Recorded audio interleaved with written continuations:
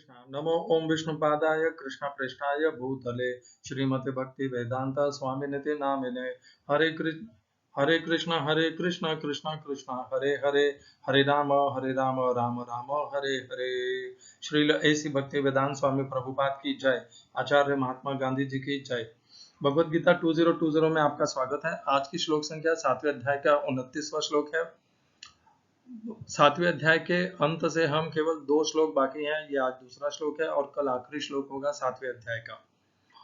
तो भगवान ने पिछले श्लोक में हमें बताया कि भगवान की दृढ़ भक्ति को हम कब प्राप्त करते हैं। येषां त्वन्तगतं पापम जनानां पुण्य कर्मणाम ते द्वंद्व मोह निर्मुक्ताः भजन्ते माम दृढ़व्रताः।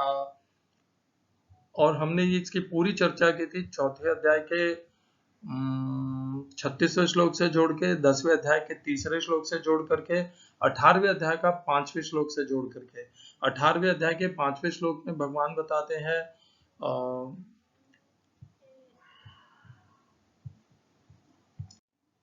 यज्ञ दान तप कर्मम न त्याज्यम कार्यमेव तत् यज्ञो दानम तपश्चैव पावनानि मनीषिणाम। बहुत से शास्त्रों में और विचारों में या शास्त्रों में या ज्ञान में या प्रचलन में ऐसा कहा जाता है कि सभी प्रकार के कर्म त्याग दीजिए। तो उसी पर निर्णय देने के लिए भगवान कहते हैं 18वें अध्याय के 5वें श्लोक में यज्ञोदानम तपश्चैव न त्याज्यम कार्यमेव तत्। इसका त्याग नहीं करना चाहिए। यज्ञ दान और तप का ये सदैव करने चाहिए। क्यों? क्योंकि यज्ञोदानम तपश्चैव पावनानि मनीषिणाम। क्योंकि यज्ञ दान और तप मनुष्य को पवित्र करते हैं, उसके पुण्य कर्मों की वृद्धि करते हैं। ये हमने सब कल अध्ययन किया और 18वें अध्याय के 66वें श्लोक में भी देखा कि किस प्रकार भगवान कहते हैं सर्वधर्मान् परित्यज्य मामेकं शरणं व्रज अहं त्वा सर्व पापेभ्यो मोक्षयिष्यामि मा शुच। तो भगवान वचन देते हैं कि मैं तुझे समस्त पापों से मुक्त कर दूंगा। ये पापों से मुक्त करने का जो सामर्थ्य है, शक्ति है, योग है, विभूति है, ये केवल भगवान श्री कृष्ण में है। किसी देवी देवता ने किसी भी शास्त्र में ऐसा नहीं कहा है कि मैं तुम्हें समस्त पापों से मुक्त कर दूंगा, क्योंकि ये उनके लिए संभव ही नहीं है। ये केवल और केवल भगवान श्री कृष्ण पूर्ण पुरुषोत्तम ही कर सकते हैं। यह भी एक लक्षण है भगवान श्री कृष्ण को पूर्ण पुरुषोत्तम जानने के लिए, पहचानने के लिए और मानने के लिए।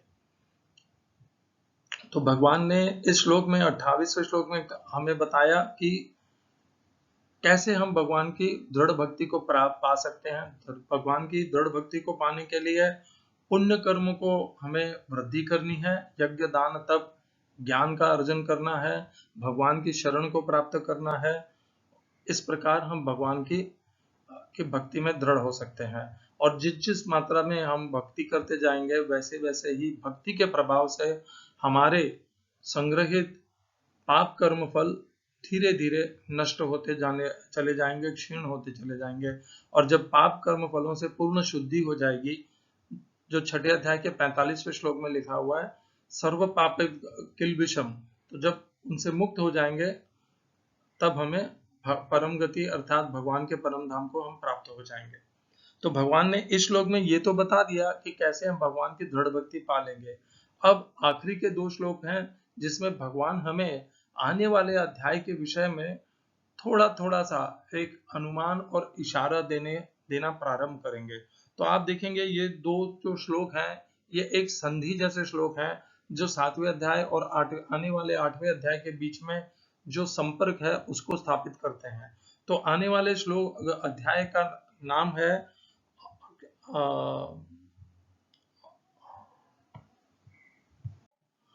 उसका नाम अक्षर ब्रह्म योग है। प्रभुपाद ने उसका नाम परिवर्तित किया है। प्रभुपाद ने उसका नाम दिया है भगवत प्राप्ति। प्रभुपाद ने उसका नाम भगवत प्राप्ति दिया है। उसका नाम गीता प्रेस के अनुसार अक्षर ब्रह्म है। जो भी आपको प्रिय लगे उसे स्वीकार कर लीजिए, ज्ञान वही है दोनों में। तो अक्षर ब्रह्म हो या भगवत प्राप्ति तो भगवान से संबंधित है, ब्रह्म से संबंधित है। और उसी का भगवान अब यहाँ से आज के श्लोक संख्या से उसका एक प्रारंभ कर देंगे, जैसे उसका एक इशारा करना प्रारंभ कर देंगे। जरा मरण मोक्षाय मामाश्रित्य यतन्ति ये ते ब्रह्म तद्विदु कृत्स्नम् अध्यात्मं कर्म चाखिलम। गीता यथारूप श्रील प्रभुपाद स्वामी प्रभुपाद। जो जरा तथा मृत्यु से मुक्ति पाने के लिए यत्नशील रहते हैं वे बुद्धिमान व्यक्ति मेरी भक्ति की शरण ग्रहण करते हैं। वे वास्तव में ब्रह्म हैं, क्योंकि वे दिव्य कर्मों के विषय में पूरी तरह से जानते हैं। English translation Gita as it is Swami Prabhupada. Intelligent persons who are endeavoring for liberation from old age and death take refuge in me in devotional service. They are actually Brahman because they entirely know everything about transcendental life and activities. इस श्लोक का तात्पर्य गीता यथारूप इस श्लोक का में प्रयोग किए गए संस्कृत शब्दों के अर्थ हैं जरा, जरा अर्थात वृद्धावस्था, मरण अर्थात मृत्यु से, मोक्षाय मुक्ति के लिए। अब ये मुक्ति वृद्धावस्था और मृत्यु से भी हो सकती है और अपने आप में भी मृत्यु एक है, मृत्यु नहीं मोक्ष है। तो प्रभुपाद ने जिस प्रकार लिखा है कि वृद्धावस्था और मृत्यु से मोक्ष के लिए, इसका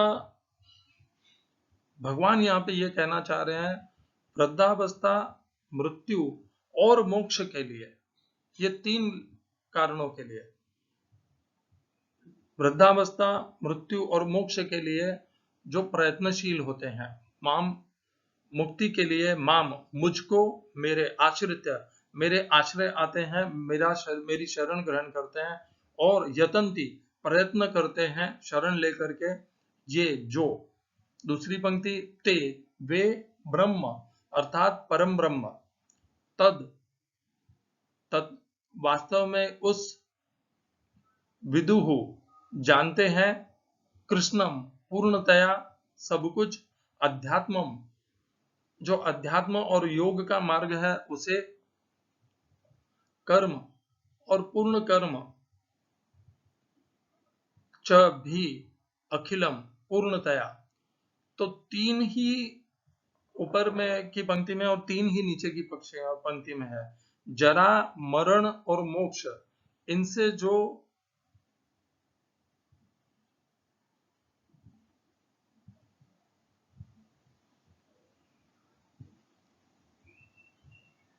नहीं, प्रभुपाद कह रहे हैं वही सही है। जरा मरण मोक्षाय मामाश्रित यतन्ति है। जरा मरण से और मृत्यु से मुक्ति के लिए जो प्रयत्नशील होते हैं, वे ब्रह्म तद विद्धु कृष्णम अध्यात्मम,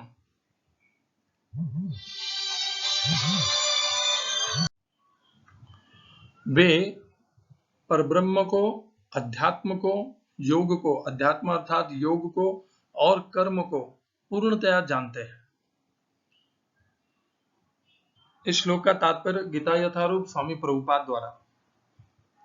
जन्म, मृत्यु, जरा तथा रोग इस भौतिक शरीर को सताते हैं, आध्यात्मिक शरीर को नहीं। आध्यात्मिक शरीर के लिए न जन्म है, न मृत्यु, न जरा, न रोग। अतः जिसे आध्यात्मिक शरीर प्राप्त हो जाता है वह भगवान का पार्षद बन जाता है और नित्य भक्ति करता है, वही मुक्ति है।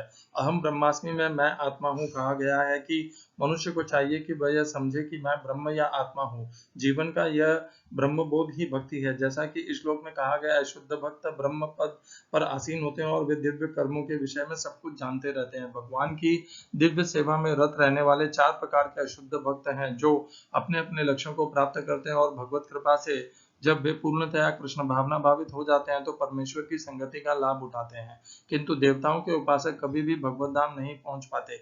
यहाँ तक कि अल्पज्ञ ब्रह्मभूत व्यक्ति भी कृष्ण के परम धाम गोलोक वृंदावन को प्राप्त नहीं कर पाते। केवल ऐसे व्यक्ति जो कृष्ण भावनामृत में कर्म करते हैं, मामाश्रित, वे ही ब्रह्म कहलाने के अधिकारी होते हैं, क्योंकि वे सचमुच ही कृष्ण धाम पहुंचने के लिए प्रयत्नशील रहते हैं। ऐसे व्यक्तियों को कृष्ण के विषय में कोई भ्रांति नहीं रहती और वे सचमुच ब्रह्म हैं।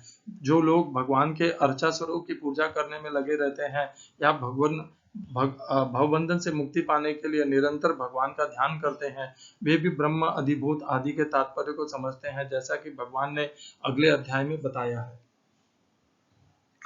ओम अज्ञानतिमिरन्धस्य ज्ञानाञ्जनशलाकया चक्षुरुन्मीलितं येन तस्मै श्रीगुरुवे नमः।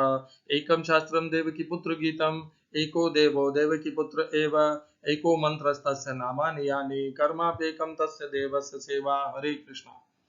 तो प्रभुपाद ने भी कहा कि अगले से अध्याय में बताया, ये दोनों जो श्लोक हैं ये अगले अध्याय से थोड़े थोड़े संबंधित हैं। ये अगले अध्याय को इस अध्याय से जोड़ने की संधि का काम, पुल का काम कर रहे हैं। जरा मरण मोक्षाय मामाश्रित्य यतन्ति है मुख्य शब्द है इस श्लोक का, माम आश्रित। भगवान ने ये नहीं कहा कि ब्रह्म का आश्रय लेकर के जो प्रयत्न करते, भगवान ने स्पष्ट कहा माम आश्रित, जो भगवान श्री कृष्ण का आश्रय लेकर के इसके लिए प्रयत्नशील होते हैं। जरा वृद्धावस्था, मरण, मृत्यु, मोक्षाय और मोक्ष के लिए, इनसे मोक्ष पाने के लिए या मोक्ष के लिए, मुक्ति पाने के लिए। तो इस प्रकार जो प्रयत्नशील होते हैं, भगवान का आश्रय लेना, श्री कृष्ण का आश्रय लेना आवश्यक है।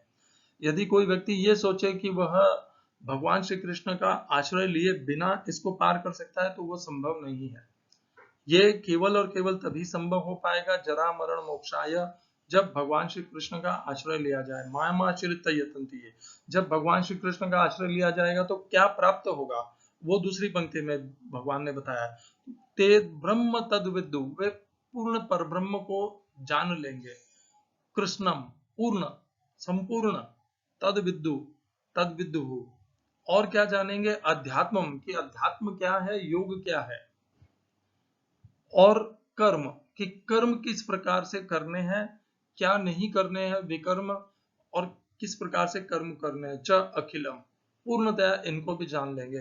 तो ये भी समझ लीजिए कि भगवान जब कहते हैं कि जन्म मृत्यु, जन्म मृत्यु नहीं, जरा मृत्यु और मुक्ति, ये पाने के लिए भगवान की शरण ग्रहण करनी है। और उसके लिए भगवान कहते हैं कि परब्रह्म की का ज्ञान पूर्ण प्राप्त होना आवश्यक है, ऐसा भी समझ सकते हैं, क्योंकि ये प्राप्त होता ही है उस मार्ग में। और अध्यात्म पूरा प्राप्त होता है, और कर्म कैसे करने हैं वो भी जानकारी है। तो जब तक हमें ज्ञान प्राप्त नहीं होगा अध्यात्म के विषय का, परब्रह्म के विषय का, और कर्म कैसे करने हैं उसकी शुद्धि नहीं होगी, हमारे कर्मों की शुद्धि नहीं होगी, हमने पाप कर्म करना बंद नहीं किया, क्योंकि इसके पहले श्लोक में ही भगवान ने कहा येषाम त्वंत गतम पापम। तो त्वंत, जब पापों का अंत नहीं होगा, हम केवल, और येषाम त्वंत गतम पापम जनानाम पुण्य कर्म नाम, और कर्म करके हम पुण्य कर्म नहीं करना प्रारंभ, तो हम कर्म को अच्छे से पहचानने लग जाएंगे कि क्या कर्म करने योग्य और क्या विकर्म है जिनको हमें कभी नहीं करना है। तो ये मनुष्य की एकदम शुद्ध दृष्टि, एकदम स्थिर दृष्टि हो जाती है, वह अच्छे से पहचानने लग जाता है कि क्या करने योग्य है कर्म और क्या त्यागने योग्य कर्म है। तो कर्म के विषय में उसका ज्ञान एकदम अच्युत हो जाता है, एकदम सही हो जाता है, एकदम धर्म युक्त हो जाता है, और वह योग को पहचान लेता है और परब्रह्म परमात्मा को भी पहचान लेता है। ये सब कब वो प्राप्त करता है, जब वह भगवान श्री कृष्ण की शरण को स्वीकार करता है। एक अब इसमें और जानने की आवश्यकता है। तो भगवान ने इसी अध्याय में एक श्लोक में कहा था कि 4 प्रकार के भक्त मुझे भक्त बसते हैं, और इस श्लोक में भगवान ने कहा जरा मरण मोक्षाय मामाश्रित यतन्ति। तो अब हमें ये आ गया प्रश्न हमारे सामने कि पहले तो भगवान ने कहा था कि केवल 4 प्रकार के भक्त ही मुझे बसते हैं, अब यहाँ पर कहते हैं प्रयत्नशील होते हैं। प्रयत्नशील होना और भजन करना एक ही बात है, दोनों में कोई विशेष अंतर नहीं है, दोनों में आश्रय भगवान श्री कृष्ण का यतन्ति है और भगवान श्री कृष्ण का मामाश्रित्य। जरा मरण मोक्षाय, तो जरा मरण मोक्षाय, तो अब हम आ जाते हैं उस श्लोक पे, 7वें अध्याय का 16वां श्लोक है। चतुर्विधा भजन्ते माम जना सुकृतिनो अर्जुन आर्तो जिज्ञासुर अर्थाति ज्ञानी च भरतर्षभ। सुकृतिनो, अच्छे सुकृत्य करने वाले 4 प्रकार के भक्त मुझे भजते हैं, ये भगवान ने 16वें श्लोक में ही कहा था। आर्त अर्थात जो भयग्रस्त है, जिन्हें चिंता है, भय है, और वे भय के निवारण के लिए भगवान की शरण में आते हैं। जिज्ञासु, जो जिनके मन में बहुत से प्रश्न हैं और जो अपनी जिज्ञासा के शांत करने के लिए ज्ञान को प्राप्त करना चाहते हैं, वे जिज्ञासु कहलाते हैं। अर्थात जिनका लोभ अभी तक समाप्त नहीं हुआ है और वे अर्थ और संपत्ति और धन और भूमि के अभिलाषी हैं, परंतु वे अभिलाषी और प्राप्ति केवल भगवान श्री कृष्ण से ही करना चाहते हैं, किसी देवी देवताओं से नहीं करना चाहते। और सबसे मुख्य है ज्ञानी, जो सब कुछ जानता है। वासुदेव सर्वमिति स महात्मा सु दुर्लभ। ज्ञानी की पहचान है, ज्ञानी का लक्षण है कि सब कुछ भगवान है, सब कुछ भगवान से उत्पन्न है, सब कुछ भगवान के कारण स्थित है और सब कुछ भगवान में ही लीन हो जाएगा। इस प्रकार जो वासुदेव सर्वमिति जो जानता है वही ज्ञानी है। तो पहले भगवान ने कह दिया था कि केवल 4 ही प्रकार के भक्त हैं। अब भगवान 7वें अध्याय के 29वें श्लोक में कह रहे हैं, जरा मरण मोक्षाय मामाश्रित्य यतन्ति ये। तो ये 5वें प्रकार के भक्त हैं क्या भगवान के, जो वृद्धावस्था, मरण और मृत्यु और मोक्ष के लिए भगवान की शरण स्वीकार करते हैं? नहीं, वो भी डरे हुए ही हैं। यहाँ पर जो आर्त शब्द प्रयोग किया है दूसरी पंक्ति में, भयग्रस्त है। वृद्धावस्था से मुक्ति पाना एक भय है कि मैं वृद्धावस्था के भयभीत हूँ, मृत्यु से भी मैं भयभीत हूँ, और मोक्ष की मेरी अभिलाषा है, मैं पुनः जन्म मृत्यु के चक्र से भी भयभीत हूँ। तो ये भय है और उससे निवारण चाहता है, इसीलिए वह भगवान की शरण में आया। मामाश्रित्य यतन्ति ये, तो वह आर्थ जो श्रेणी है उसके भीतर जो भक्त आते हैं उनका ही एक प्रकार है, जिसका वर्णन भगवान 7वें अध्याय के 29वें श्लोक में कर रहे हैं। ये नए प्रकार के भक्त नहीं है, 5वें प्रकार के भक्त नहीं है, ये आर्त भक्त हैं जो वृद्धावस्था से, मृत्यु से और जन्म मृत्यु के चक्र से मुक्ति पाना चाहते हैं। इस प्रकार के ये भक्त हैं और इसीलिए वे भगवान श्री कृष्ण की शरण स्वीकार करते हैं और अन्य देवी देवताओं की शरण में नहीं जाते, क्योंकि उन्हें इतना पता है कि ये वृद्धावस्था, मृत्यु और मुक्ति ये सब भगवान श्री कृष्ण ही प्रदान कर सकते हैं। यदि किसी में ये समझ नहीं है तो वो अभी तक मुक्ति का, इन सब से निवारण का अधिकारी भी नहीं बना है। यदि कोई समझता है कि मैं अपने आप ही पालूंगा या किसी और देवी देवता की शरण स्वीकार करके वृद्धावस्था से या मृत्यु से या जन्म मृत्यु के चक्र से छुटकारा पालूंगा, तो वह उसका भ्रम है। अभी वह अज्ञान में है, मूढ़ता में है, मूर्खता में है, अभी उसकी बुद्धि स्थिर नहीं हुई है, वह अभी तक भगवान श्री कृष्ण को नहीं पहचानता है। और जब तक भगवान श्री कृष्ण को नहीं पहचानेगा तब तक उसके पाप नहीं कटेंगे, तब तक उसके पाप कर्म फल संग्रहित होते ही रहेंगे, बढ़ते रहेंगे, वृद्धि को प्राप्त होते रहेंगे। तो आवश्यक यह है, येषां त्वन्तगतं पापं जनानां पुण्य कर्मणां ते द्वंद्व मोह निर्मुक्ताः भजन्ते मां दृढ़व्रताः। तो भगवान की भक्ति करते हुए जो इस प्रकार वृद्धावस्था, मृत्यु और मुक्ति के लिए अभिलाषी हैं और उनके आश्रित होकर के यत्न करते हैं, एक तो भक्ति करना और अब विशेष करके वृद्धावस्था, मृत्यु और मुक्ति के लिए प्रयत्नशील होना, ये उसमें भी एक प्रकार की श्रेणी हो गई कि भक्ति भी करते हैं और अब इनसे मुक्ति भी चाहते हैं। वे सर्वप्रथम तो परब्रह्म परमात्मा पूर्ण योग और अध्यात्म के ज्ञान को और कर्म किस प्रकार करने, इस ज्ञान को प्राप्त कर लेते हैं। ये है इस श्लोक का सारांश। और ये केवल भगवान श्री कृष्ण ही दे सकते हैं।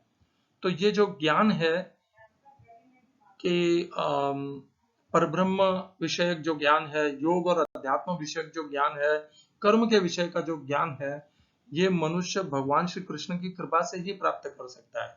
10वें अध्याय के 11वें श्लोक में भगवान कहते हैं, तेषामेवानुकंपार्थम अहम अज्ञान जंतमः नाशयाम्यात्म भावस्तः ज्ञान दीपेन भास्वता। मैं उनके ऊपर विशेष अहेतु की कृपा करके उनके हृदय में ज्ञान रूपी प्रकाश को प्रज्वलित करके उनके हृदय में जो अज्ञान रूपी अंधकार है उसको पूर्णतः नाश कर देता हूँ। तो ये जो भी परब्रह्म के विषय में, अध्यात्म के विषय में, कर्म के विषय में जो अज्ञान है, अंधकार है, उसका नाश स्वयं भगवान श्री कृष्ण करते हैं। कब करते हैं? जब हम भगवान श्री कृष्ण की शरण में जा करके प्रयत्नशील होते हैं, जरा वृद्धावस्था, मृत्यु और मुक्ति को प्राप्त को प्राप्त करने, उनके उससे मुक्त होने के लिए प्रयत्नशील करते होते हैं, तब जाकर के भगवान इस प्रकार ज्ञान का दीपक प्रज्वलित करके हमें परब्रह्म, अध्यात्म और कर्म विषयक संपूर्ण ज्ञान प्रदान करते हैं। अपने आप नहीं ये प्राप्त होता, न शास्त्र और पुस्तक पढ़ने से प्राप्त होता है। वो पढ़नी चाहिए, मैं ये नहीं कह रहा नहीं पढ़नी चाहिए, परंतु भगवान की कृपा आवश्यक है, उनकी कृपा के बिना ये संभव नहीं है। हरे कृष्णा। इसी को आप समझ लीजिए, इस श्लोक का तात्पर्य यही है कि भगवान की शरण इसीलिए ग्रहण करनी है क्योंकि जब हम भगवान की शरण स्वीकार करेंगे तभी भगवान अहेतु की कृपा करेंगे, अनुकंपा करेंगे। तेषामेवानुकंपार्थम अहम अज्ञानचं तथा। भगवान स्वयं कह रहे हैं कि मैं ही उनका अज्ञान और अंधकार नष्ट करता हूँ। कब? जब वे मेरी शरण स्वीकार करते हैं। तो इस प्रकार जब वृद्धावस्था, मृत्यु से मुक्ति प्राप्त करना है तो भगवान श्री कृष्ण की शरण स्वीकार करने के अतिरिक्त और कोई मार्ग है ही नहीं, और कोई मार्ग पे आप प्रयत्न कर रहे हैं तो वे व्यर्थ जाने वाले हैं। हरे कृष्णा। श्रील ऐसी भक्ति वेदांत स्वामी प्रभुपाद की जय। आचार्य महात्मा गांधी जी की जय।